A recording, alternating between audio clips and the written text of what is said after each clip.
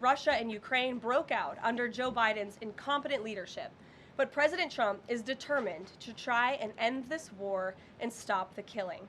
As the president has said over and over again, his strong preference will always be for peace and partnership whenever those outcomes can possibly be achieved. There is no leader in the world right now who has been more committed to preventing wars or ending them than President Donald Trump.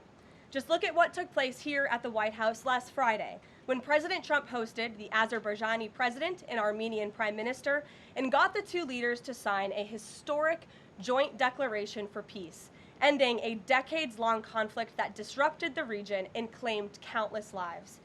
In other news, we continue to see positive economic reports across the board. Today's CPI report revealed that inflation beat market expectations once again, and inflation remains stable.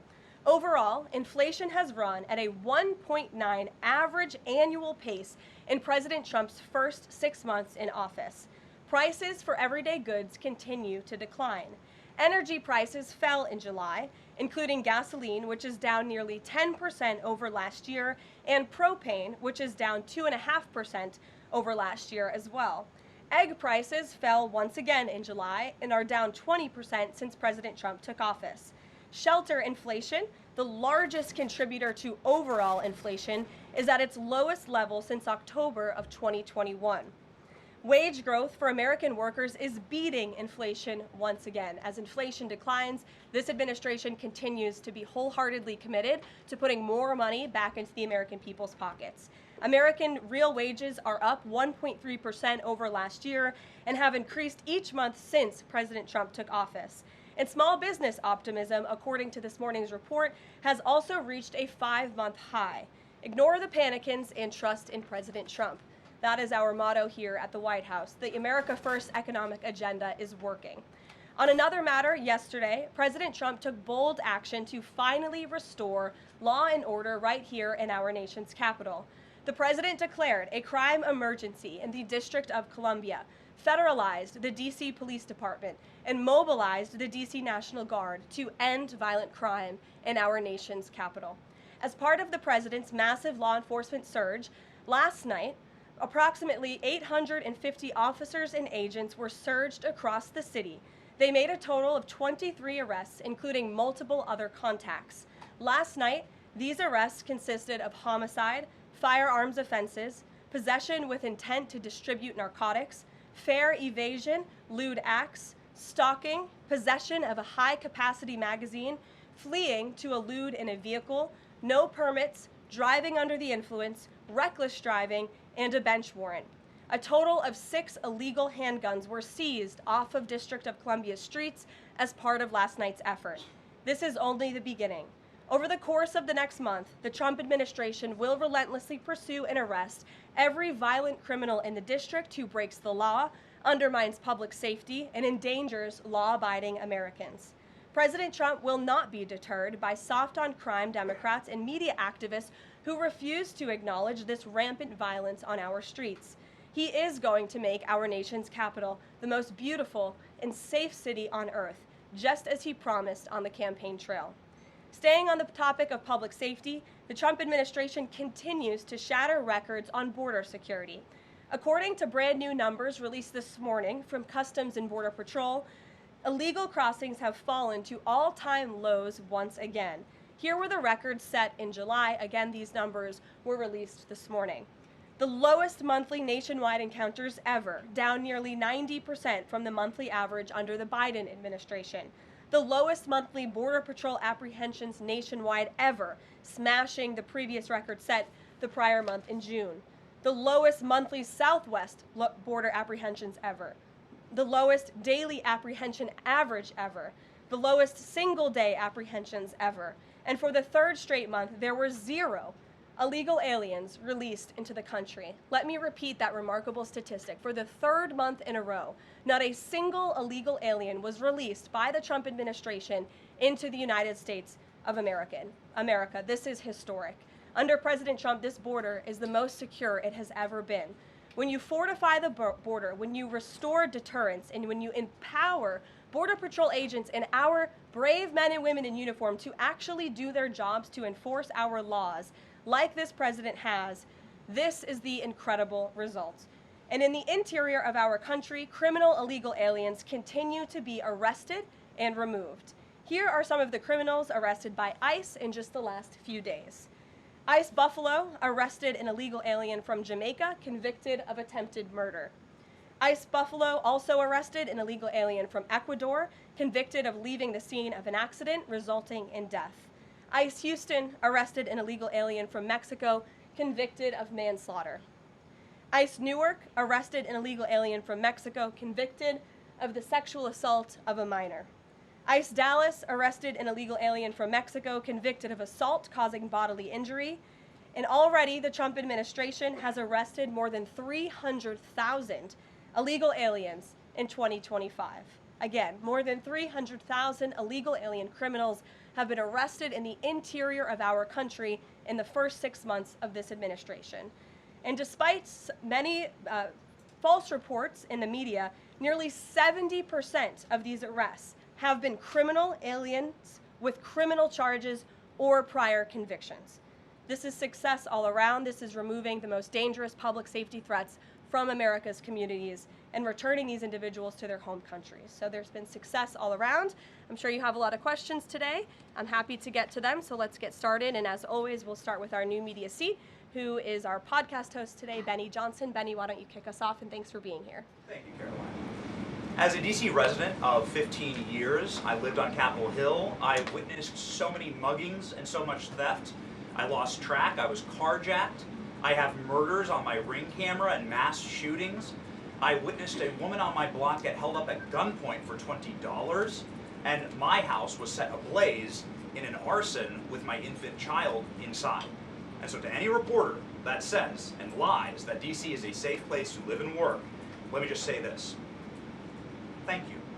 Thank you for making the city safe, because no parent should have to go through what my family went through, having the fire department rip open their door to save their infant child. And so thank you for your work on securing this city. My question to you is this.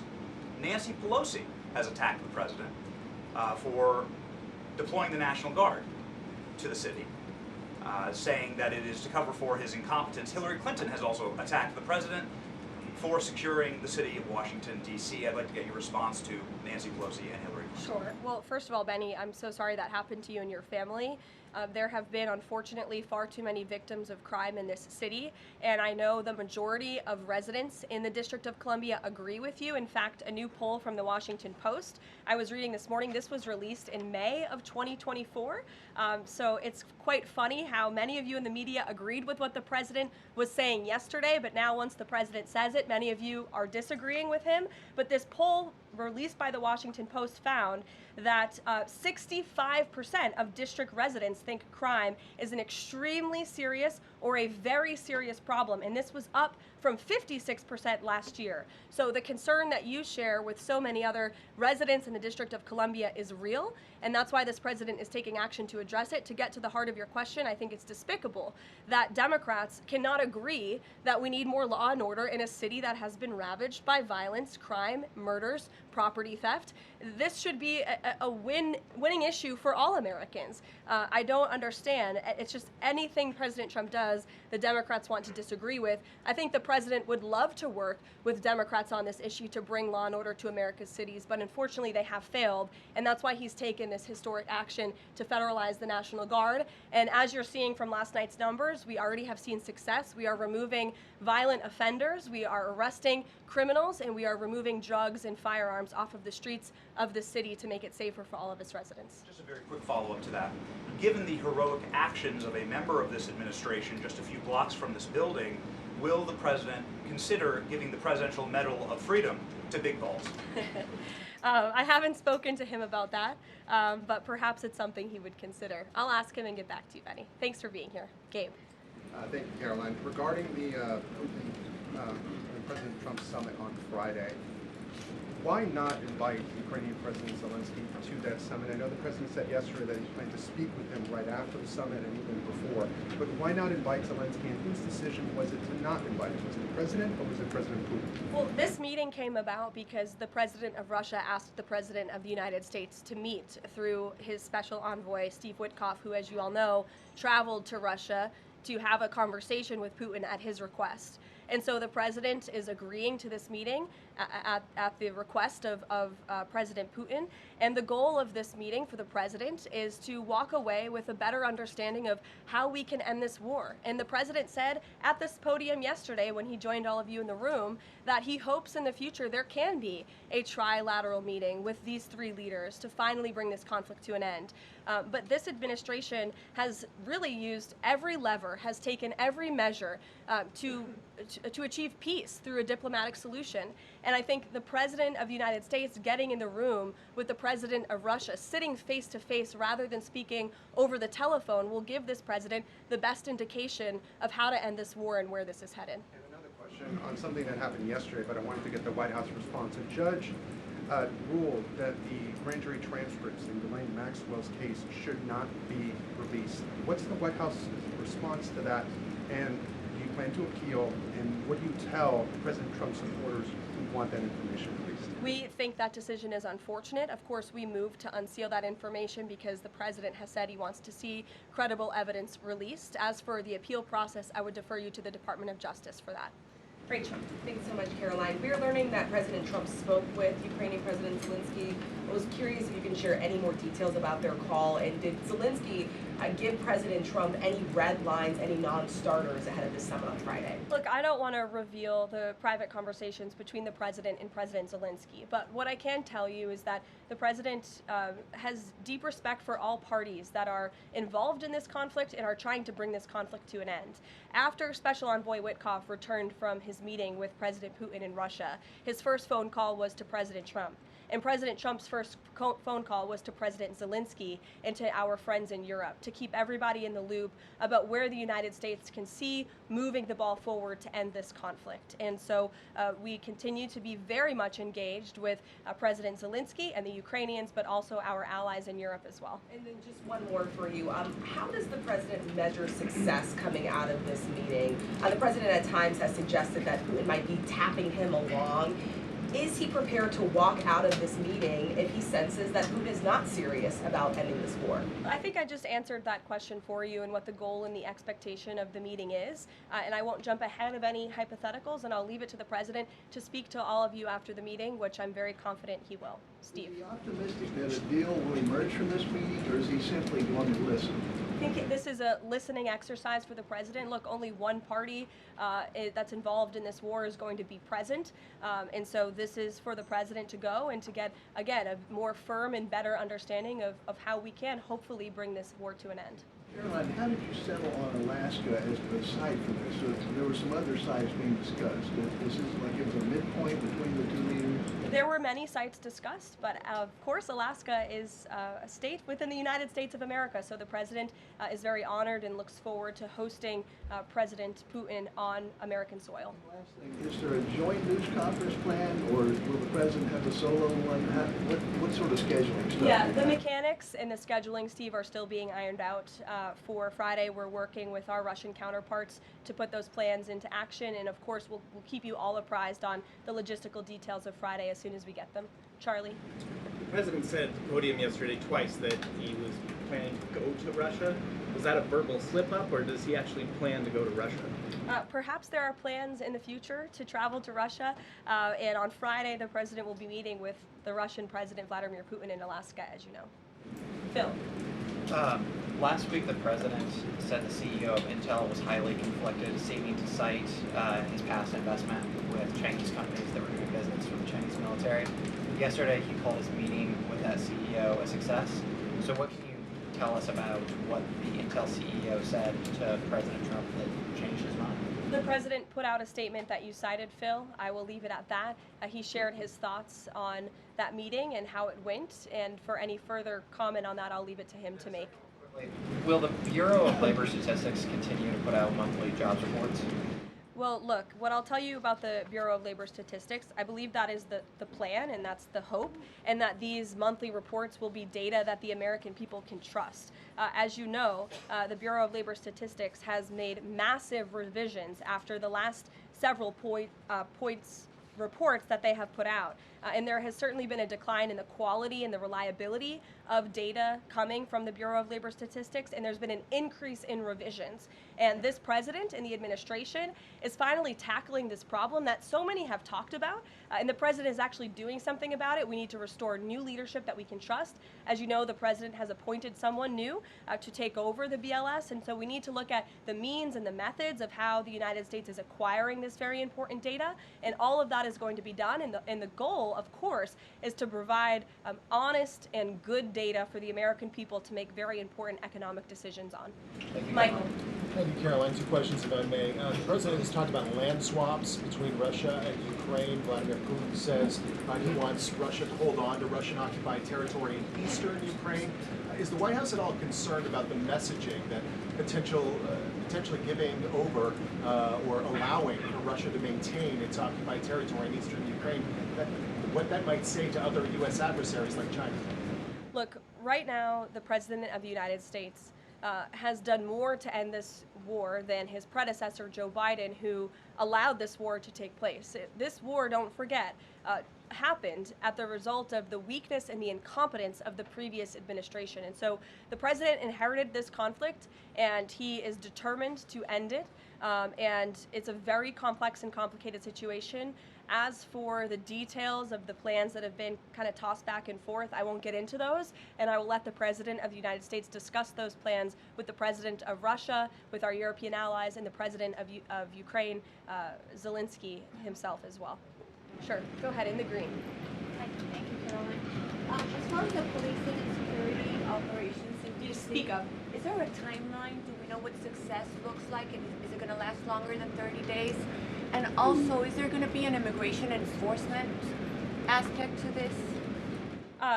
So can you speak up a little bit? The air conditioning is bumping in here for all of you today after yesterday's heater, so we've got to stock up. You're welcome. Go ahead. Is there a timeline for the security operations here in DC? And also, is there going to be an immigration component to this? And what would that look like? Look, if law enforcement officers encounter a criminal in this city, and they are an illegal alien, of course the appropriate measures to detain and deport that individual will be taken, as they should. No city should be a sanctuary for anyone other than law-abiding American citizens, and that has been the position of this administration since day one. As for the timing, we will reevaluate and reassess and make further decisions after this 30-day period is up.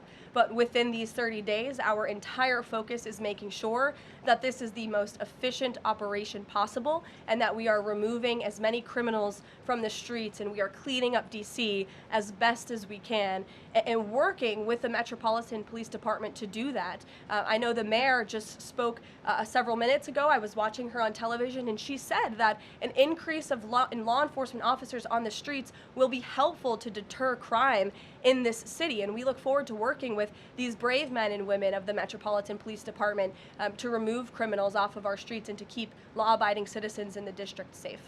Josh. Thank you. The President weighed in on Jay Powell again today, you might have seen. He said that he's considering allowing a major lawsuit against Powell to proceed because of the, quote, horrible and grossly incompetent job he has done. Can you tell us about that? What lawsuit is he talking about? He's considering a lawsuit, and I won't speak on it any further. I will allow the President to do that himself. Is it fair to say the administration is considering suing the Fed chair over this renovation? That's what the President is saying. Has he had discussions with anyone about this, or is this just like how advanced is this right now? At this moment in time, the President is considering a lawsuit against the Fed, and I will leave it to him to comment further on it. Tamara, go ahead. We talked about, yesterday we talked about the NVIDIA chips deal the President has struck. It was AMD, the 50% stake that will go to the government. Do you have any detail on how that came about? The President said he asked for 20% from NVIDIA. Did he make the same 20% ask to AMD, and or is this something the administration is looking to do with other either chips or products, going forward? Is this a model it wants to build on? Well, look, right now it stands with these two companies. Perhaps it could expand in the future to other companies. I think it's a creative idea and solution. The legality of it, the mechanics of it is still being ironed out by the Department of Commerce, and I would defer you to them for any further details on how it will actually be implemented. But again, this was another idea of the president and his brain trust on his trade team to try to, get good deals for the American people and the American taxpayer. The report that China is discouraging use of the H-20 to some companies. Since this, we're reporting that overnight there was private guidance sent to companies not banning the chip but urging them to steer away from it. I wonder if you have any response to that. I haven't read the report. I will, and we'll get you a comment on it. Tamara. Thank you. Last week, the meeting with Putin was sort of described potentially as an opportunity for a deal. Now it's a feeling out.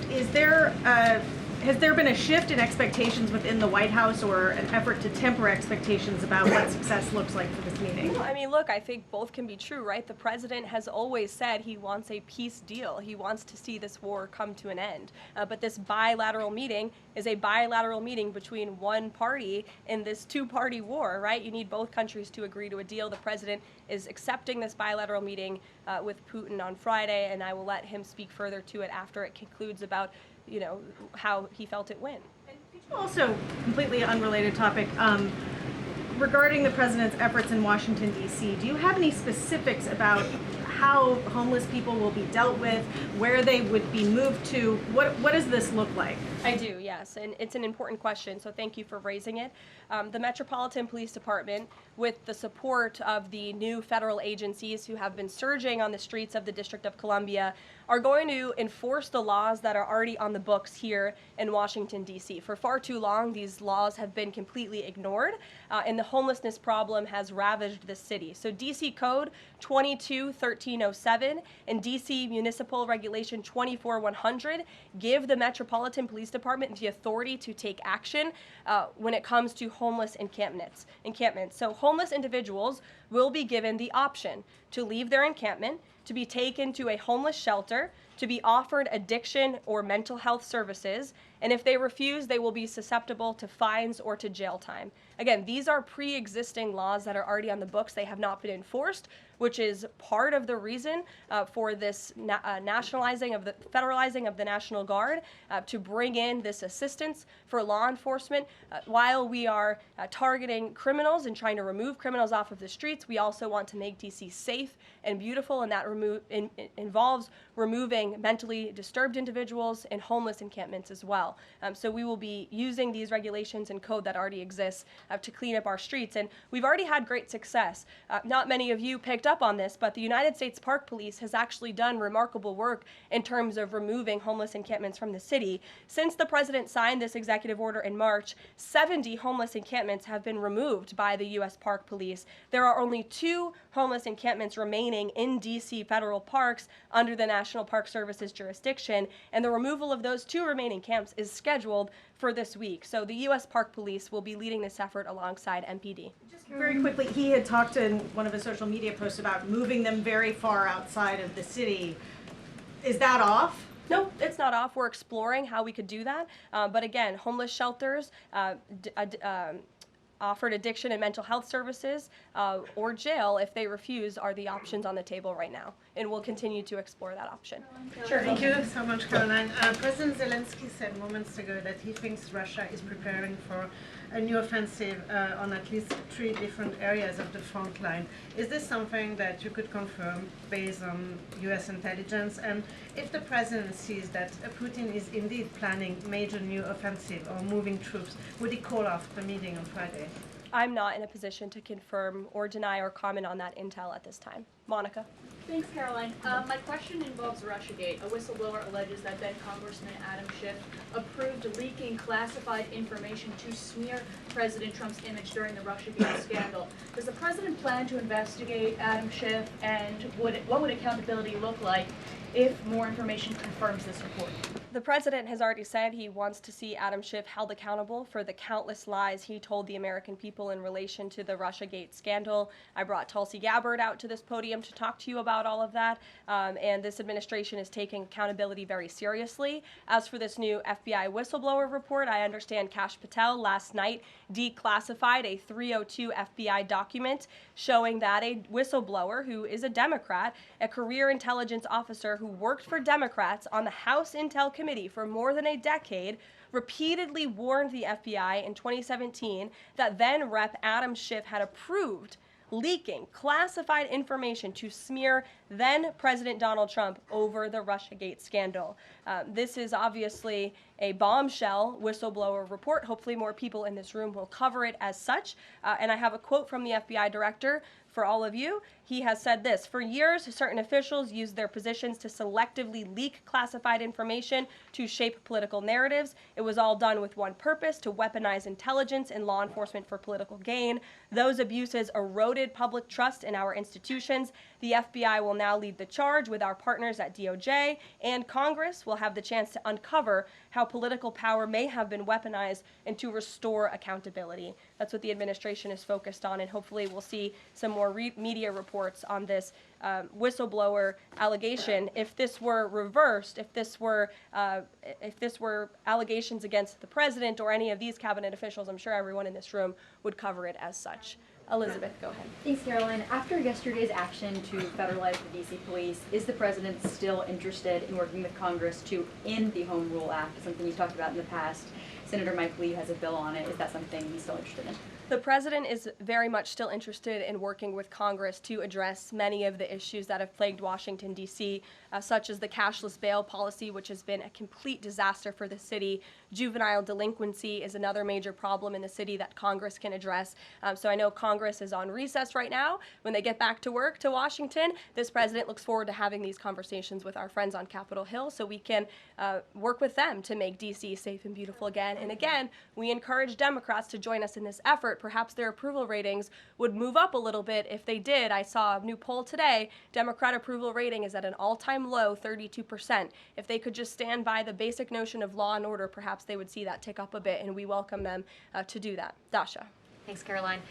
President Trump yesterday at this podium indicated this, so has NATO Secretary General Mark Rutte, that in order for peace to happen, it is very likely that Ukraine will have to cede some land to Russia. Zelensky has repeatedly said no land for peace. That's not going to happen.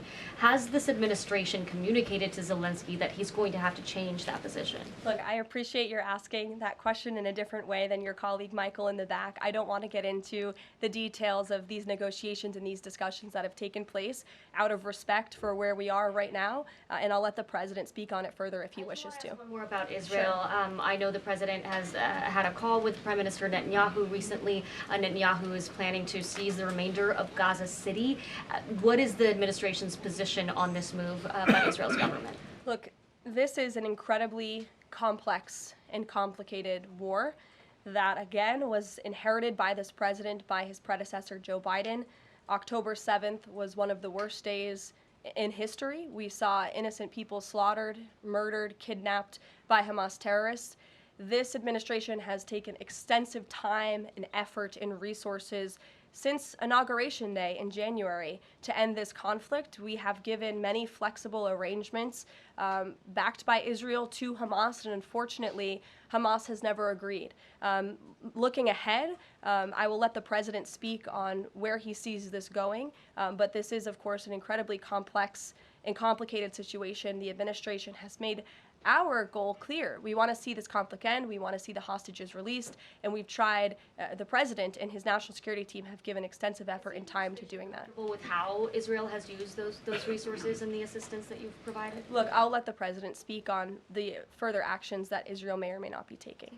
Alexander, good to see you. Good to see you as well, Caroline. Thank you.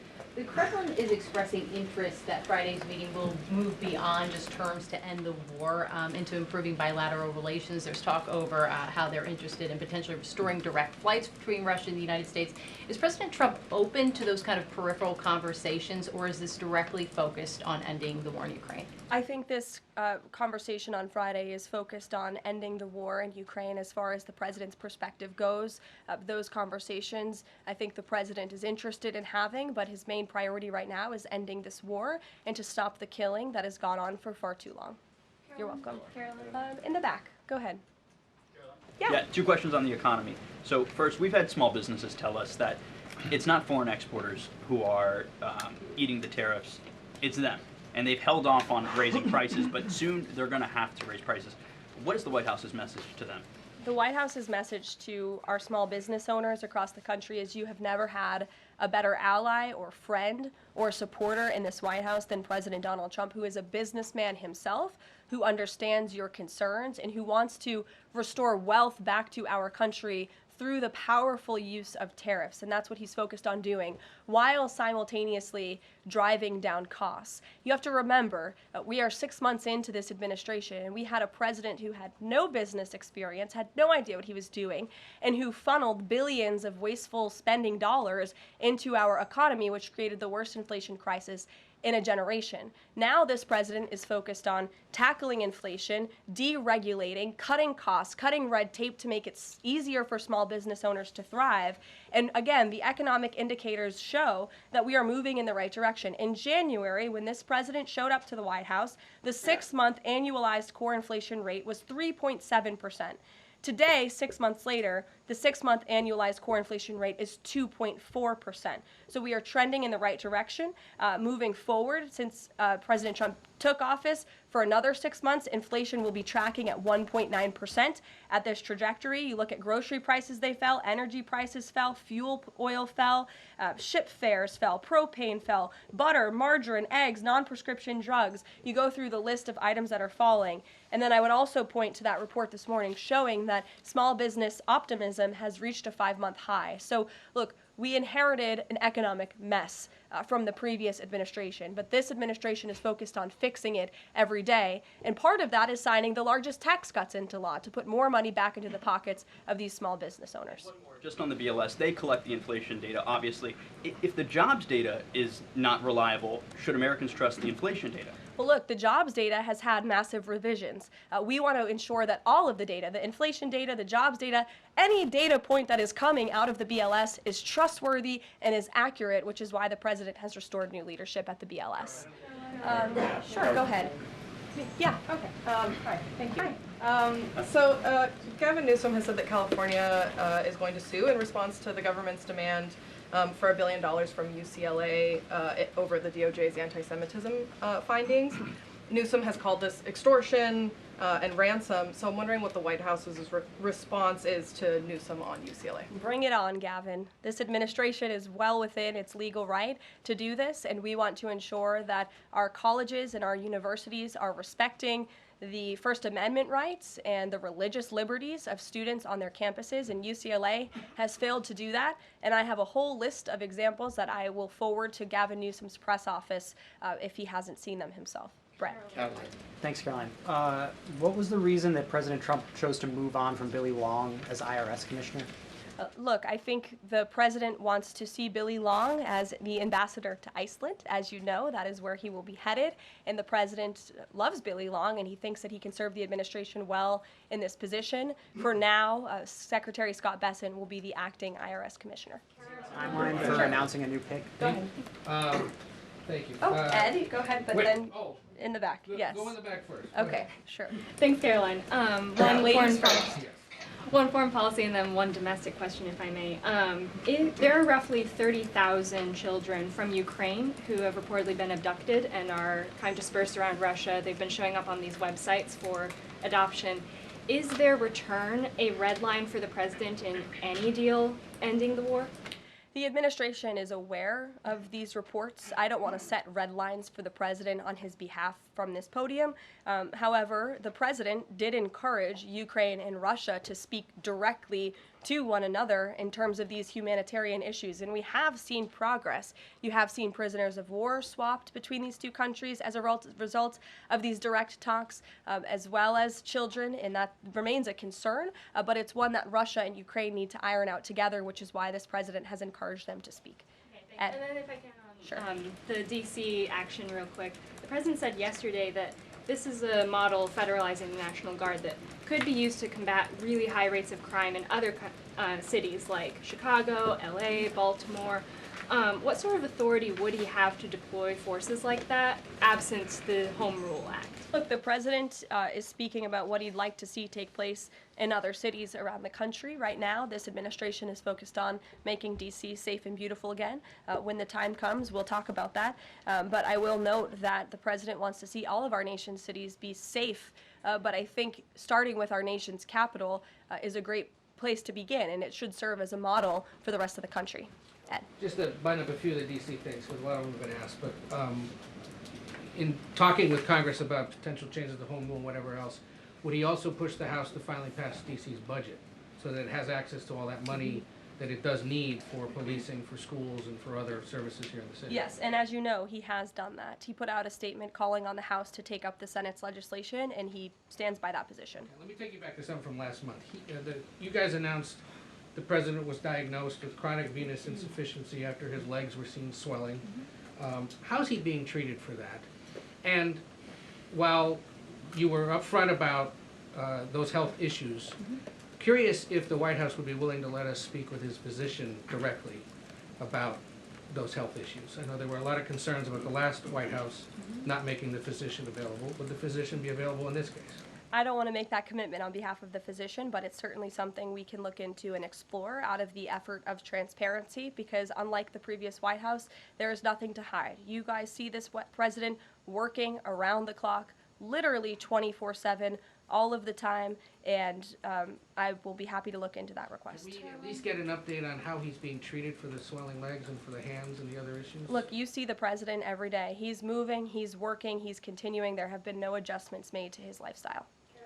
Thanks, Caroline. I have two questions, one on D.C., but on the Putin meeting on Friday, does the president plan to meet with Putin one-on-one? Yes, that's part of the plan. And as for the other mechanics and logistics, I will let our team speak to that when they're ironed out. And on what's happening in D.C. with the federal takeover, what we've heard from the mayor and the police chief is that their understanding is there has been no change in the leadership structure. In the White House's view, who is in charge of the MPD right now? If you read the executive order, it will tell you. The leadership structure is as follows. We plan to work with the Metropolitan Police Department, but ultimately the chain of command is as such. The President of the United States, the Attorney General of the United States, our DEA Administrator, Terry Cole, who is now serving ahead of the Chief of the Metropolitan Police Department. They will be working together. Nope, Terry Cole, as you heard from this briefing room yesterday, is in charge of the Metropolitan Police Department, and he's working with the chief to ensure that law enforcement officers are allowed to do their jobs in this city. Caroline? Joey. Yeah, thanks, Caroline. I know you said earlier the hope is to maintain monthly job reports, but the president's new nominee for BLS Commissioner E.J. Antoni recently told Fox Business that the BLS should suspend issuing monthly job reports and only issue quarterly reports until the jobs data methodology is corrected. So does the president disagree with that assessment that his nominee is said there, or suspending these monthly job reports a real option? I think he floated the idea of possibly suspending until they can get the data and the methodology in order. And this president wants to ensure that the BLS, again, is putting out accurate and honest data that the American people can trust. Since you brought up the new commissioner, he holds a master's and doctor's degree in economics from Northern Illinois University. He's the chief economist in the Heritage Foundation's Center for the Federal Budget. And in addition to his work at Heritage, he has multiple other roles. He's been widely renowned for his work on economic issues. He's been called before Congress to testify as an economic expert. So he's a qualified individual, and the president trusts him to lead this important department. I think a couple more questions. Sure, go ahead. Given that the administration now has jurisdiction over MPD, can we expect, does that mean like personnel changes, hiring, firing? Can we expect leadership changes internally in the Metropolitan Police Department? I just walked through what the leadership structure looks like right now. Within the uniformed police department, right? I mean, does that mean that the Attorney General, others kind of have the ability to make those personnel decisions? I would imagine it means they have the ability. As for any changes, I'm not tracking any. Again, we look forward to working alongside the Metropolitan Police Department, and we did that last night successfully, and we hope we can do that for the next 29 nights. Go ahead. Yes. So there are a lot of reports that ICE agents detained a 15-year-old student with disabilities outside an LA high school, even leaving bullets on the sidewalk. How does The Trump administration plan to ensure parents that their children can return to school without fear of being wrongfully detained or endangered by federal agents. Where'd you see that report? LA Times. Okay, well, I'll have to look into the veracity of that report. I read the LA Times almost every single day, and they are notorious for misleading the public. I'm sure there's more to that story than the way that you just characterized it. This administration wants to ensure that all school children across the country in every city, from Los Angeles to DC, can go to school safely. And that's part of this administration's effort to federalize the National Guard in Washington, to ensure that ICE is removing child predators. I just read you a list of a handful, just a handful, of the hundreds of thousands of child predators that this administration is removing off of the streets of Los Angeles and every other community across this country, because we want to ensure this is a country where American school children can be safe, where they can prosper, and where they are not threatened by violent criminals, whether they are illegal or whether they are American citizen homegrown criminals, as this president calls them. So I will gladly go check on that report, and I'll get you the facts. Thank you, everyone. Caroline? Thank you. Thank you.